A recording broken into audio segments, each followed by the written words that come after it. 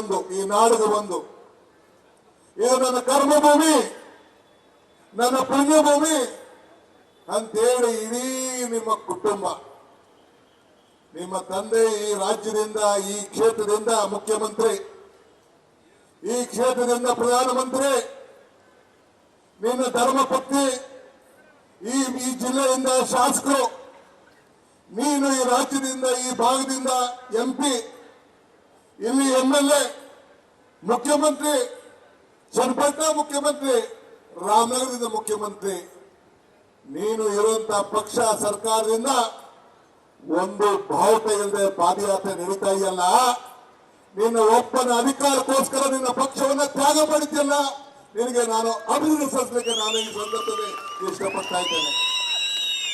ನಿನ್ನ ಒಬ್ಬ ವೈಯಕ್ತಿಕವಾದಂತಹ ಅಧಿಕಾರಕ್ಕೋಸ್ಕರ ಇಡೀ ನಿಮ್ಮ ಪಕ್ಷವನ್ನ ಇವತ್ತು ವಿರೋಧವನ್ನು ಮಾಡಿ ಇವತ್ತು ಪಾದಯಾತ್ರೆಯನ್ನು ಹಮ್ಮಿಕೊಳ್ಳೋದಕ್ಕೆ ನಿನಗೊಂದು ಸಾಕ್ಷಾಂಗ ನಮಸ್ಕಾರಗಳನ್ನು ಅರ್ಪಿಸಲಿಕ್ಕೆ ನಾನು ಬಯಸನ್ನು ಮಾಡ್ತಾ ಇದ್ದೇನೆ. ಕುದುರೆ ಎಷ್ಟು ಚೆನ್ನಾಗಿ ರಥವನ್ನ ಬಾರಿ ಓಡಿಸಿದ್ರು ಶಾಟಿ ಹೇಳಿ ಬಿಡುವುದಿಲ್ಲ. ಇವತ್ತು ನೆನಪಿರಲಿ, ಮೈಸೂರಿಂದ ಏನು ಕೆಂಗೇರಿವರೆಗೂ ವಿಧಾನಸಭಾ ಕ್ಷೇತ್ರದಲ್ಲಿ ಎಲ್ಲ ಕ್ಷೇತ್ರದಲ್ಲೂ ಕಾಂಗ್ರೆಸ್ ವಿರುದ್ಧವಾಗಿ ನಮ್ದು ನಿಮ್ದು ಹೋರಾಟ. ಕೆಲವು ನಾವು ಗೆದ್ದಿದ್ದೇವೆ, ರಾಮನಗರ ಗೆದ್ದಿದ್ದೇವೆ, ಚನ್ನಪಟ್ಟಣ ನೀ ಗೆದ್ದಿದ್ಯಾ, ಮಂಡ್ಯ ಗೆದ್ದಿದ್ದೇವೆ, ಮದ್ದೂರು ಗೆದ್ದಿದ್ದೇವೆ, ಶ್ರೀರಂಗಪಟ್ಟಣ ಗೆದ್ದಿದ್ದೇವೆ, ಮಳವಳ್ಳಿ ಗೆದ್ದಿದ್ದೇವೆ, ಕನಕಪುರ ಗೆದ್ದಿದ್ದೇವೆ. ಪಾರ್ಲಿಮೆಂಟ್ ಅಲ್ಲಿ ನೀವು ಗೆದ್ದಿದ್ದೀರಿ, ನಾನಿಲ್ಲ ಅಂತ ಹೇಳುದಿಲ್ಲ. ಪ್ರಜಾಪ್ರಭುತ್ವ ವ್ಯವಸ್ಥೆಯಲ್ಲಿ ನಾನು ಸ್ವಲ್ಪ ಯಾಮಾರ್ಬಿಟ್ಟೆ. ಬೆಂಗಳೂರು ಗ್ರಾಮಾಂತರದಲ್ಲಿ, ಮಂಡ್ಯದಲ್ಲಿ ನಮ್ದೊಂದು ಲೆಕ್ಕಾಚಾರ ಸ್ವಲ್ಪ ಫೇಲ್ ಆಯ್ತು. ಜನರು ಏನ್ ತೀರ್ಪು ಕೊಟ್ಟಿದ್ದಾರೆ ಅದಕ್ಕೆ ನಾನು ಚರ್ಚೆ ಮಾಡಕ್ ಹೋಗುದಿಲ್ಲ. ನಮ್ಗೊಂದು ಪಾಠ ಹೇಳಿದ್ದಾರೆ, ಆ ಪಾಠ ನಾನು ಕೇಳ್ತೇನೆ. ಆದ್ರೆ ಎಷ್ಟೇ ಕುದುರೆ ಚೆನ್ನಾಗಿ ಓಡಿದ್ರು ಕೂಡ ಆ ರಥದ ಬಾರಿ ಮೇಲೆ ಆ ಏಟು ರಥ ಹೊಡೆಯೋನು ಏಟು ಹೊಡಿದೆ ಇರುವುದಿಲ್ಲ. ಹಾಗೆ ಪ್ರಪಂಚದಲ್ಲಿ ಜನ ನಮ್ಗೆಲ್ಲ ಪಾಠವನ್ನ ಕಲಿಸ್ತಾರೆ. ಆದ್ರೆ ಇವತ್ತು ನಿನ್ನೆಲ್ಲ ಮೊನ್ನೆ ಏನ್ ಹೇಳಿದೆ ತಾವು ತಮ್ಮ ಭಾಷಣದಲ್ಲಿ, ತಮ್ಮ ಮಾಧ್ಯಮ ಸ್ನೇಹಿತರು ಏನ್ ಹೇಳಿದ್ರೆ, ಈ ಗಂಟೆವರೆಗೂ ತಾವು ತಮ್ಮ ವೈಯಕ್ತಿಕವಾಗಿ ನಾನು ಈ ಪಾದಯಾತ್ರೆಯನ್ನ ನನ್ನ ಭೂಮಿ ಇದು, ನಾನು ಕಾಂಗ್ರೆಸ್ ವಿರುದ್ಧ ಹೋರಾಟ ಮಾಡ್ತೇನೆ, ಬಿಜೆಪಿ ಅಲ್ಲ ಅಂತ ಅಷ್ಟು ಹೇಳಷ್ಟು ಧೈರ್ಯ ಇವತ್ತು ನಿನಗೆ ಸಾಲ್ತಾ ಇಲ್ಲ. ನಾನು ಕೆಲವು ಪ್ರಶ್ನೆಗಳನ್ನ ನಮ್ಮ ಶಾಸಕರುಗಳು, ಮಂತ್ರಿಗಳು ಕೇಳ್ತಾ ಇದ್ದಾರೆ, ನಾನು ಕೇಳಲಿಕ್ಕೆ ಬಯಸ್ತಾ ಇದ್ದೇನೆ. ನನಗೆ ಗೊತ್ತಿದೆ ತಾವು ಸೆಂಟ್ರಲ್ ಗವರ್ಮೆಂಟ್ ಮಿನಿಸ್ಟರ್ಗಳನ್ನ ಭೇಟಿ ಮಾಡಿ ಏನೇನು ಪಟ್ಟಿ ಕೊಟ್ಟಿದ್ದೀರಿ, DK ಶಿವಕುಮಾರ್ ಕುಟುಂಬದ ಆಸ್ತಿ ಏನೋ, ಸಿದ್ದರಾಮಯ್ಯನವ್ರದ್ದು ಏನೋ ಅಂತ ಹೇಳಿ ಏನು ನೀವೆಲ್ಲ ಏನು ಇಷ್ಟು ಪಟ್ಟಿಯನ್ನ ಲೆಕ್ಕಾಚಾರ ಹಾಕಿ ಎಲ್ಲೆಲ್ಲ ನಮ್ಮ ಆಸ್ತಿ ಏನಿದೆ ಅಂತ ಹುಡುಕಿ ಹುಡುಕಿ ಹುಡುಕಿ ಪಾಪ ಕೊಟ್ಟಿದ್ದೀರಿ. ಬಹಳ ಸಂತೋಷ. ಇದಕ್ಕೆಲ್ಲ ಸಿದ್ಧನಾಗಿದ್ದೇನೆ, ಎಲ್ಲ ಉತ್ತರವನ್ನು ಕೊಡ್ಲಿಕ್ಕೆ ಸಿದ್ಧನಾಗಿದ್ದೇನೆ. ಈ ರಾಮನಗರ, ಈ ಚನ್ನಪಟ್ಟಣ, ಈ ಮಾಗಡಿ, ಏನು ಈ ಕನಕಪುರ ಯಾರ್ದು? ನಮ್ಮ ಭೂಮಿ. ಬೆಂಗಳೂರು ಜಿಲ್ಲೆ ಹೋಗಿ ಬೆಂಗಳೂರು ಗ್ರಾಮಾಂತರ ಆಯ್ತು, ಬೆಂಗಳೂರು ಗ್ರಾಮಾಂತರ ಹೋಗಿ ಬೆಂಗಳೂರು ನಗರ ಆಯ್ತು, ಬೆಂಗಳೂರು ಅನೇಕ ಭಾಗಗಳಾಯ್ತು. ನಮ್ಮ ಸ್ವಾಭಿಮಾನವನ್ನ ನಾವು ಬಿಟ್ಕೊಳ್ಳಿಕ್ಕೆ ನಾವು ತಯಾರಿಲ್ಲ. ನಾವು ರಾಮನಗರ ತಾಲೂಕಿನ ಮಹಾಜನತೆ, ನಾವು ಚನ್ನಪಟ್ಟಣ ತಾಲೂಕಿನ ಮಹಾಜನತೆ, ಕನಕಪುರದ ಮಹಾಜನತೆ, ಮಾಗಡಿ ಮಹಾಜನತೆ. ಕೆಂಪೇಗೌಡ ಕಟ್ಟಿದ್ರು, ಸಿದ್ಧಗಂಗಾ ಸ್ವಾಮಿಗಳು, ಶಿವಕುಮಾರ ಸ್ವಾಮಿಗಳು ಜನ್ಮ ಕಾಳಿದ್ರು.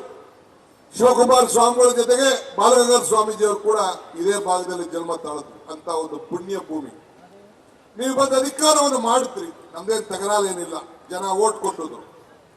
ಆದರೆ ಇಲ್ಲೇ ಈ ದೇಶದ ಪ್ರಧಾನಮಂತ್ರಿ ಆದಂತಹ ಸ್ಥಾನದಲ್ಲಿ ಮತ್ತೆ CM ಲಿಂಗಪ್ಪನವರು ಗೆದ್ದಿದ್ದು ಇತಿಹಾಸವನ್ನ ಯಾರು ಕೂಡ ಬದಲಾವಣೆಯನ್ನ ಮಾಡಲಿಕ್ಕೆ ಸಾಧ್ಯ ಇಲ್ಲ. ಹಂಗೆ ಜನ ಏನ್ ಬೇಕಾದ್ರೂ ತೀರ್ಮಾನವನ್ನು ಮಾಡಲಿಕ್ಕೆ ಅವಕಾಶ ಇದೆ. ನಾನ್ ನಿಮ್ಗೆ ಕೆಲವು ಪ್ರಶ್ನೆ ಕೇಳಲಿಕ್ಕೆ ನಾನು ಈ ಸಂದರ್ಭದಲ್ಲಿ ಬಯಸ್ತೇನೆ. ನೀವು ಹೇಳ್ಬೇಕು, ಪಾದಯಾತ್ರೆಗೆ ಬರ್ತಾ ಇದ್ದೀರಿ, ಬಹಳ ಸಂತೋಷ. ಬಿಜೆಪಿ ಅವ್ರಿಗೂ ಕೇಳ್ತಾ ಇದ್ದೀನಿ ನಾನು, ಈಗ ಕೆಲವು ಪ್ರಶ್ನೆಗಳನ್ನ, ಭ್ರಷ್ಟಾಚಾರದ ಕೆಲವು ಪ್ರಶ್ನೆಗಳನ್ನ ನಮ್ಮ ಹೋಮ್ ಮಿನಿಸ್ಟರ್ ಅವರು ತಮ್ಮ ಹತ್ರ ಮಾತಾಡಿದ್ರು. ಅನೇಕ ಮಂತ್ರಿಗಳು, ನಮ್ಮ ಪೊಲಿಟಿಕಲ್ ಸೆಕ್ರೆಟರಿ ಅವರು ಕೂಡ ಮಾತಾಡಿದ್ರು. ಬೋವಿ ನಿಗಮದಲ್ಲಿ ಆಗಿರುವಂತಹ ಹಗರಣದ ಬಗ್ಗೆ ತಾವು ವಿವರಣೆಯನ್ನು ಕೊಡಬೇಕು. ಕೃಷಿ ಮಾರುಕಟ್ಟೆ ಎಲ್ಲಿ ಆಗಿರುವಂತಹ ಹಗರಣ, ಸುಮಾರು ಅಲ್ಲಿ ಕೃಷಿ ಮಾರುಕಟ್ಟೆಗಳಲ್ಲಿ 47 ಕೋಟಿ, ಬೋವಿ ನಿಗಮದಲ್ಲಿ 87 ಕೋಟಿ, ಕರ್ನಾಟಕ ಕೃಷಿಕರ ಮಾರ್ಗ ಮಂಡಳಿಯಲ್ಲಿ 24 ಕೋಟಿ. ಯಾರು ಮುಖ್ಯಮಂತ್ರಿ ಆಗಿದ್ರು, ಯಾರು ಮಂತ್ರಿ ಆಗಿದ್ರು, ಯಾರು ಚೇರ್ಮನ್ ಆಗಿದ್ರು, ಏನಾಗಿದ್ರು ತಾವು ಹೇಳ್ಬೇಕು. ನೀವು ಹೇಳಲಿಲ್ಲ ನಾವು ಹೇಳ್ತೀವಿ, ಇನ್ನೊಂದು ವಾರ ಟೈಮ್ ಇದೆ, ಎಲ್ಲ ಬಿಡಿಸಿ ಹೇಳ್ತೀವಿ. ಆದರೆ ಕುಮಾರಣ್ಣಂಗೆ ನಾನು ಒಂದು ಪ್ರಶ್ನೆ ಕೇಳಲಿಕ್ಕೆ ನಾನು ಬಯಸ್ತೇನೆ. ನಿಮ್ಮ ತಂದೆ ಈ ಭೂಮಿಗೆ ಬಂದಾಗ ನಿಮ್ಗೆ ಎಷ್ಟು ಜಮೀನಿತ್ತು? ಎಷ್ಟು ಜಮೀನನ್ನ ಇಲ್ಲಿ ಪಡ್ಕೊಂಡ್ರಿ? ಯಾರು ಜಮೀನ್ ಪಡ್ಕೊಂಡ್ರಿ? ಈಗ ಎಷ್ಟು ಎಕರೆ ಆಗಿದೆ? ಯಾರ ಹೆಸರು ಟ್ರಾನ್ಸ್ಫರ್ ಆಯ್ತು? ವಾಪಸ್ ನಿಮ್ಮ ಹೆಸರಿಗೆ ಹೆಂಗ್ ಬಂತು?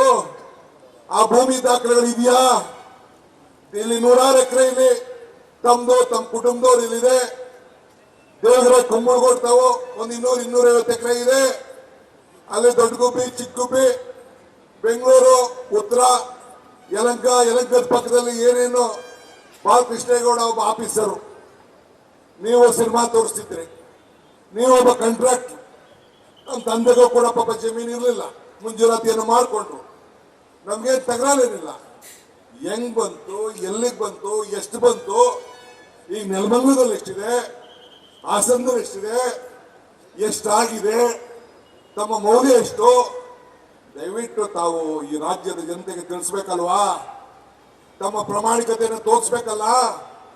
ತಾವು ಹೊಲ ಉಳ್ತಾ ಇರೋದು, ತಾವು ವ್ಯಾಪಾರ ಮಾಡ್ತಾ ಇರೋದು, ತಾವು ವಹಿವಾಟು ಮಾಡ್ತಾ ಇರೋದು ಗೊತ್ತಲ್ಲ. ನನಗೆ ಹೇಳ್ತಿರಲ್ಲ ಲುಲು ಕುಮಾರ್ ಅಂತ, ಅದೇನೋ ಸಿನಿಮಾ ತೋರಿಸ್ತಾ ಇದೆ ಅಂತ ಹೇಳ್ತಿರಲ್ಲ. ಚರ್ಚೆಗೆ ಬನ್ನಿ ಅಂತ ಕರೆದೆ ಪಾಪ, ಅಸೆಂಬ್ಲಿದ ಪಾರ್ಲಿಮೆಂಟ್ ಕೊಂಡೋಗಿ. ಈಗೂ ನಾನು ಹೇಳ್ತಾ ಇದ್ದೀನಿ, ನಿಮ್ಮ ಶಾಸಕರು ಯಾರ್ಯಾರಿದ್ದಾರೆ ನನಗೆ ಇಲ್ಲೆಲ್ಲ ಟಿವಿಲೋ ಅಲ್ಲೋ ಇಲ್ಲೋ ಮಾಡಿದ್ರೆ ಹೊಂಟೋಗಿರೋದು. ಅಸೆಂಬ್ಲಿ ದಾಖಲಾಗಿರ್ಬೇಕು ಅಂತ ನಾನು ಎಲ್ಲ ಕಾಯ್ಕೊಂಡು ಪಟ್ಟಿ ಎಲ್ಲ ಕಾಯ್ಕೊಂಡಿದ್ದೆ. ಈಗ ನಿಮ್ಮ MLAಗಳಿಗೆ ಯಾರಿಗಾಗಲಿ ಇಲ್ಲ ನಿಮ್ಮ MLCಗಳಿಗೆ ತಂದು ನಿಮ್ಮ ದಾಖಲೆಯನ್ನು ಕೊಟ್ಟು ನನ್ನ ಕುಟುಂಬದ ಬಗ್ಗೆ ಬನ್ನಿ ಚರ್ಚೆ ಮಾಡಿ. ನಾನು ಮರ್ತಿದ್ದೆ, ನಾವು ನೀವು ಒಂದಾದಾಗ ನನ್ನ ತಂಗಿ ಮೇಲೆ ಹಾಕಿದ ಕೇಸು, ನನ್ನ ಹೆಂಡತಿ ಮೇಲೆ ಹಾಕಿದ ಕೇಸು, ನನ್ನ ತಮ್ಮನ ಮೇಲೆ ಹಾಕಿದ ಕೇಸು, ಈ ರವಿ ಮೇಲೆ ಹಾಕಿದಂತ ಕೇಸು, ನಿಮ್ಮ ತಮ್ಮ ನಿಮ್ಮ ಅಣ್ಣ ಬಾಲಕೃಷ್ಣೇಗೌಡ ಇದ್ದಾರಲ್ಲ, ಆ ಆಫೀಸರ್ಗಳ ಕೇಳಿ ಏನೇನು ಕೇಸ್ ಹಾಕ್ಸಿದ್ದ, ನೀನೇನು ಕೇಸ್ ರಿಸೀವ್ ಮಾಡಿಸಿದ್ದೆ, ಬಾಲಗಂಗಾಧರ ಸ್ವಾಮೀಜಿ ಮೇಲೆ ಯಾವ ರೀತಿ ಕೇಸ್ ಆಯ್ತು ಚಂದ್ರಪ್ಪರ್ ಕೇಳಿ, ಅದೆಲ್ಲ ಕೂಡ ನಾನು ಮಾಡ್ತಿದ್ದೆ. ಆದ್ರೆ ಮತ್ತೆ 1 ವರ್ಷಕ್ಕೆ ನೆನಪು ಮಾಡುವಂತ ಕೆಲಸವನ್ನು ತಾವು ಮಾಡಿದ್ದೀರಿ. ಇದಕ್ಕೆಲ್ಲ ಉತ್ತರವನ್ನು ಕೊಡ್ಲಿಕ್ಕೆ ನಾನು ಬದ್ಧನಾಗಿದ್ದೇನೆ, ಚರ್ಚೆಗೆ ಸಿದ್ಧನಾಗಿದ್ದೇನೆ, ಅಸೆಂಬ್ಲಿಗೆ ತಯಾರಾಗಿದ್ದೇನೆ. 2 ಅಸೆಂಬ್ಲಿ ದಾಟೋಯ್ತು, ಅಟ್ಲೀಸ್ಟ್ ನೆಕ್ಸ್ಟ್ ಅಸೆಂಬ್ಲಿ ಯಾರು, ಯಾಕೆಂದ್ರೆ ಮುಂದಿನ ನಮ್ಮ ಪೀಳಿಗೆಗಳು ನಿಮ್ಮ ಎಲ್ಲ